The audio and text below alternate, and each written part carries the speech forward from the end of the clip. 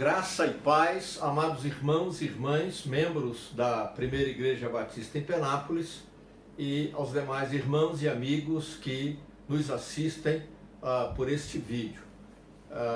Estamos ainda em isolamento social ou distanciamento social e por isso a nossa igreja tem disponibilizado esses vídeos através dos nossos canais no YouTube, no Facebook, nas redes sociais e para os grupos também da nossa igreja. Eu quero, em nome de Jesus, refletir com os queridos no Salmo de número 27. Abra, por favor, a sua Bíblia no Salmo de número 27. É um salmo muito bonito, bastante conhecido. E Salmo de número 27, nós não vamos ler todo o Salmo, mas eu quero ler os versos 4 a 6. Salmo de número 27, os versos de 4 a 6. Uma coisa pedi ao Senhor e a procuro, que eu possa viver na casa do Senhor todos os dias da minha vida, para contemplar a bondade do Senhor e buscar sua orientação no seu templo. Pois no dia da adversidade ele me guardará protegido em sua habitação, no seu tabernáculo me esconderá e me porá em segurança sobre um rochedo. Eu triunfarei sobre os inimigos que me cercam. Em seu tabernáculo oferecerei sacrifícios com aclamações. Cantarei e louvarei ao Senhor. Amém. Salmo 27 é um salmo de Davi, dentre os vários que ele escreveu. E é uma poesia com uma música para ser cantada pelo povo de Deus. O povo cantava, salmodiava em louvor, adoração, gratidão a Deus. E também para externar alguns sentimentos, desejos que tinham no coração. Pois bem, eu quero destacar desta poesia, deste salmo de Davi, o verso de número 4. Eu acho muito interessante esse verso de número 4. E estive orando, refletindo sobre ele, quero compartilhar com vocês. Uma coisa pedi ao Senhor e a procuro, que eu possa viver na casa do Senhor todos os dias da minha vida, para contemplar a bondade do Senhor e buscar sua orientação no seu templo. Bom, primeiro nós temos que pontuar aqui e deixar bem claro que temos uma visão hoje, como cristãos evangélicos, diferente daquela visão que tinham os judeus, principalmente no tempo de Davi. Eles têm uma herança que veio de Moisés, do Pentateuco, e conforme Êxodo 25:8, Deus pediu ou ordenou a Moisés que construísse uma tenda, um tabernáculo, e dentro fosse colocado então a arca do concerto. E Deus disse que seria um lugar para ele habitar. A ideia é de que Deus estaria presente no meio do povo. Porém, a gente vê em Êxodo 40, no verso 34, Deus falando com Moisés e se referindo àquele local, ou o texto bíblico se referindo àquele local como a tenda do encontro. A glória de Deus se estabelecia ali e Deus vinha, então, era uma forma de nuvem que o povo vinha, e enquanto a nuvem estivesse sobre aquela tenda do encontro, o povo ficava parado durante a peregrinação no deserto. E quando a nuvem se levantava, então, saía dali, o povo sabia que podia pegar, desmontar a tenda, levantar a arca com todo o cuidado, conforme as orientações de Deus, para prosseguir a sua jornada. Para nós evangélicos hoje, à luz do Novo Testamento, O apóstolo Paulo, então, escreve que nós somos o templo do Espírito Santo. Então Deus, conforme Pedro afirma no capítulo 4 do livro de Atos, não habita em templos feitos por mãos humanas. Aquele tabernáculo, o templo construído e consagrado por Salomão, o templo construído posteriormente, que foi destruído inclusive no ano 70 da nossa era, era apenas uma figura, um símbolo da presença real de Deus no meio do seu povo. Porém, a partir do cumprimento da profecia de Joel, Atos capítulo 2, o Espírito Santo foi derramado sobre toda a carne, e aí o apóstolo Paulo, então, escrevendo a carta aos Coríntios, ou melhor, fazendo teologia para a igreja evangélica, nos faz entender que nós somos a morada, o templo, o edifício aonde Deus habita pelo poder, pela unção, pela presença do Espírito Santo em nós. Porém, o próprio apóstolo Paulo, na primeira carta a Timóteo, no capítulo 3, o verso 15, ele vai usar essa mesma ideia, mas ele se refere ao templo, um lugar construído para as reuniões congregacionais, onde o povo de Deus, a igreja, corpo vivo de Cristo, se reunia para adoração, para louvor, para exaltação, para ouvir a leitura da palavra de Deus, o ensinamento da palavra de Deus. Ou seja, em termos de princípios espirituais, o templo tem o local aonde a igreja de Cristo se reúne, ele tem o mesmo objetivo, o mesmo sentido que o tabernáculo, do que o templo no Antigo Testamento. A diferença é que Deus não mora, não habita confinado, digamos assim, dentro do templo como pensavam os judeus. Sabemos que Deus habita em mim, em você, em nós, que somos salvos em Cristo Jesus, pela presença do Espírito Santo que Ele nos deu. Porém, o texto bíblico fala do desejo de habitar na casa do Senhor, no templo que serve para a igreja se reunir para a adoração. Se você se lembra, no Antigo Testamento, o templo era o local aonde se oferecia o sacrifício. Já no tabernáculo e depois no templo havia um lugar chamado Santíssimo, Santo dos Santos, aonde era oferecido o sacrifício anual para a remissão dos pecados do povo, para a propiciação dos pecados. Hoje sabemos que o perdão de pecados é mediante a fé pela graça de Deus em Cristo Jesus, mas nós temos o objetivo de estar reunidos ali no templo, como igreja do Senhor, para uma celebração de louvor, de adoração, de gratidão pela nossa salvação, pela morte de Jesus na cruz do Calvário, para ser o nosso único e suficiente Salvador e Senhor. Se aplica a nós a afirmação do salmista no verso 4 do Salmo 27, de que devemos ansiar, ter o desejo de viver na casa do Senhor todos os dias da nossa vida. Bom, aqui há um primeiro aspecto que se deve destacar. Os estudiosos que comentam esse texto, os comentaristas e até alguns teólogos, entendem essa afirmação, este pedido de Davi, como sendo a oração de alguém que deseja dedicar um tempo especial da sua vida, ou até, segundo alguns, a sua própria vida, o tempo todo, para permanecer, estar na presença de Deus. Como se fosse possível mantermos um link, uma ligação direta, um canal direto ligado.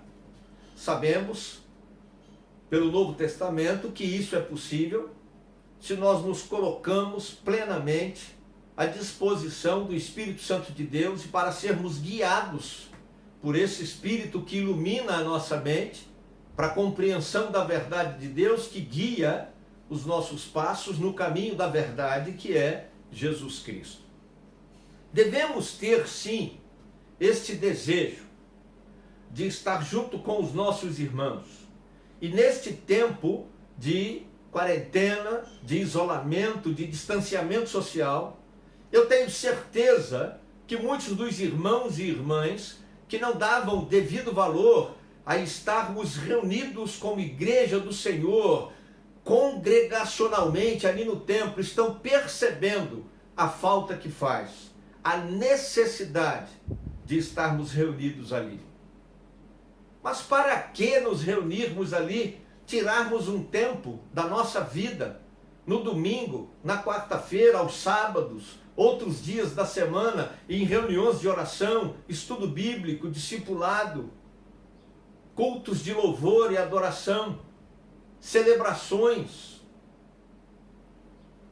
Eu acredito que o salmista já profeticamente falava das razões porque devemos ter o desejo de estar vinculados, linkados a Deus o tempo todo da nossa vida, e se não pudermos fazê-lo, pelo menos aproveitarmos este tempo no domingo, o dia que nós cristãos evangélicos consagramos ao Senhor para louvor, adoração, para estarmos reunidos como igreja no templo do Senhor.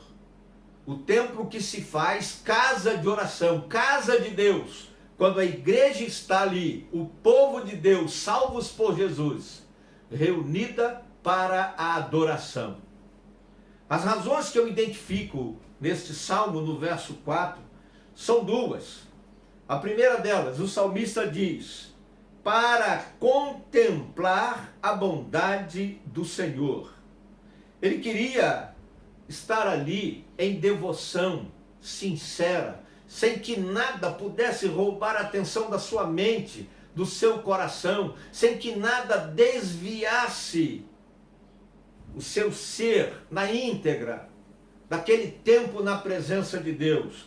E eu digo isso porque a palavra contemplar, que aparece aqui, traz a ideia de olhar com encanto, olhar com admiração, com devoção. Estarmos reunidos no templo como igreja deve ser para mim, para você, para nós, povo de Deus, um tempo em que nós desligamos tudo à nossa volta, inclusive celular, inclusive preocupações, emoções, aquelas que nos roubam e que vêm de assalto desviando a atenção, para podermos contemplar, ficar ali embevecidos, admirados, encantados, devotados diante deste Deus maravilhoso, que é o nosso Deus e o nosso Salvador e Senhor por Jesus Cristo. Isso está no texto, porque ele diz contemplar a bondade do Senhor. Bondade é um atributo de Deus. É um atributo que expressa a inteireza e a integralidade da essência do ser de Deus. A bondade de Deus, na verdade, serve para refletir todos os seus atributos.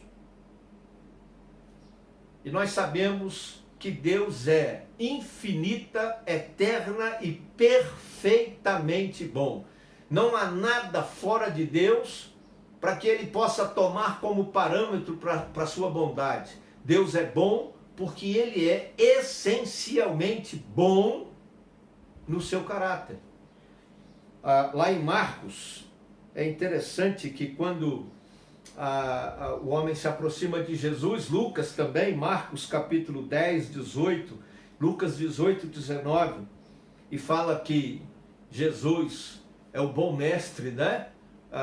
Jesus, de certa forma, responde lançando para ele um desafio e diz: por que você me chama de bom? Só há um que é bom, que é Deus. Jesus não está dizendo que nele, Jesus, não havia bondade. Não é isso, porque ele mesmo vai dizer depois em João 10, eu sou o bom pastor. Então havia bondade, porque ele não cometeu pecado, diz a Bíblia, e ele é o próprio Deus, também diz a Bíblia. Mas essencialmente bom, dentro do contexto da natureza criada do ser humano, não existe nada. Só Deus. Quando contemplamos a bondade de Deus, podemos visualizar a grandeza do seu amor.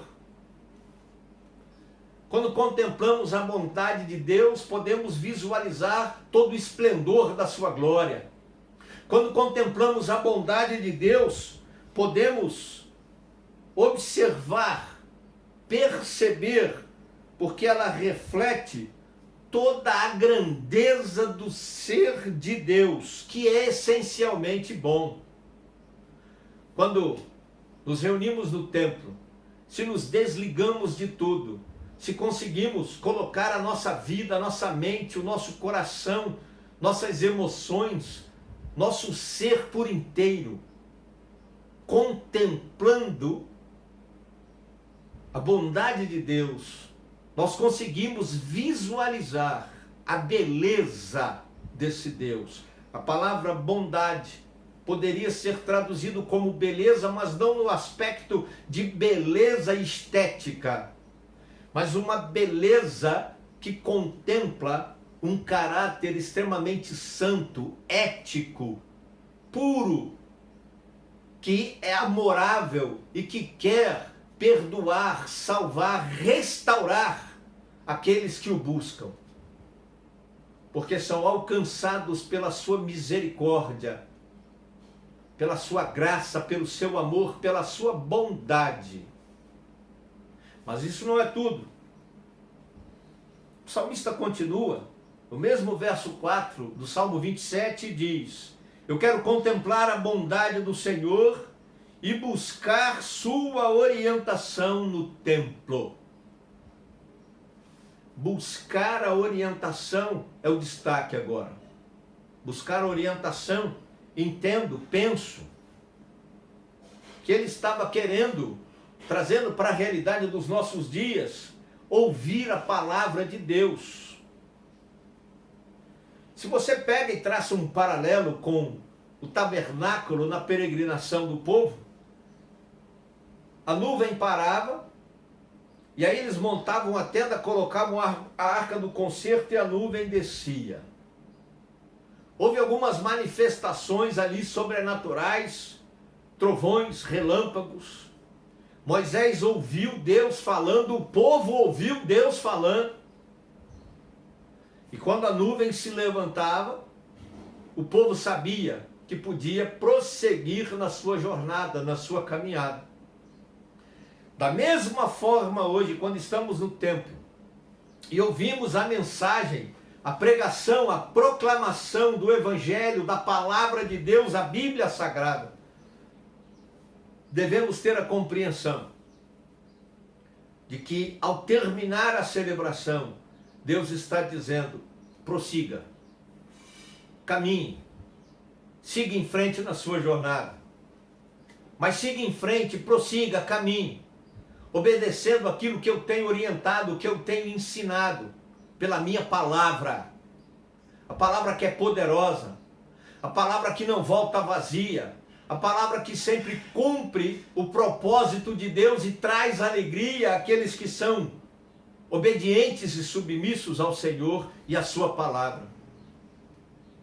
Interessante que Jesus mesmo disse que ele é a verdade de Deus. O evangelista João, no capítulo 1, vai dizer que Jesus é a palavra de Deus, o verbo de Deus encarnado. E ele diz, aquele que ouve a minha palavra, Jesus, e crê naquilo que eu estou dizendo, e naquele que me enviou, tem a vida eterna. Ele disse, Jesus, vocês serão bem-aventurados se vocês fizerem o que eu mando, o que eu ensino a vocês. E ele havia dito antes, Pai, eu recebi do Senhor E eu agora dou a eles, meus discípulos, a nós, a tua palavra. Queridos, a segunda grande motivação, penso à luz deste verso 4 do Salmo 27, para estarmos ali no templo, em contemplação, em devoção sincera, sem que nada roube a nossa atenção, ou se interponha, se coloque entre nós e Deus, é ouvirmos a palavra de Deus e a orientação que Deus tem para nos dar através da sua palavra. De pastores, pregadores, líderes, que ensinam a palavra, tão somente a palavra de Deus, com verdade, com integridade, que não pregam outro evangelho, que é anátema, como diz o apóstolo Paulo, mas que pregam tão somente o evangelho de Deus, o evangelho de Jesus Cristo, o Cristo crucificado. Ah, meus amados irmãos, queridas irmãs, nós estamos neste tempo privados de estar reunidos no templo. Nós podemos estar reunidos em oração, porém, nas nossas orações devemos interceder, clamar a Deus, que intervenha com poder, realizando grandes milagres, curas, trazendo libertação sobre a humanidade e sobre a nossa nação. Para que este tempo de quarentena se encerre, ou para que haja uma mudança na dinâmica do isolamento e ele não seja mais um distanciamento social amplo, para que com os devidos cuidados possamos voltar a nos reunir no templo. Porque nós, salvos em Cristo Jesus, igreja, templos, edifício espiritual de Deus, morada de Deus pelo Espírito Santo, quando nos reunirmos ali, então, quando voltarmos a nos encontrar ali, podendo cultuar a Deus,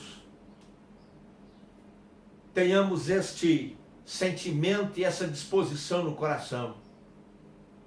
Estamos lá, vamos ali, priorizamos permanecer juntos ali, em comunhão, para contemplar a bondade de Deus, a beleza do ser de Deus, um Deus que nos ama, um Deus que ouve as nossas orações, um Deus que perdoa os nossos pecados e nos salva por Cristo Jesus, mas também para ouvirmos a palavra de Deus, não corrermos atrás de profetadas, de milagraria, mas para ouvirmos a palavra de Deus, a mensagem de Deus revelada nas Escrituras Sagradas,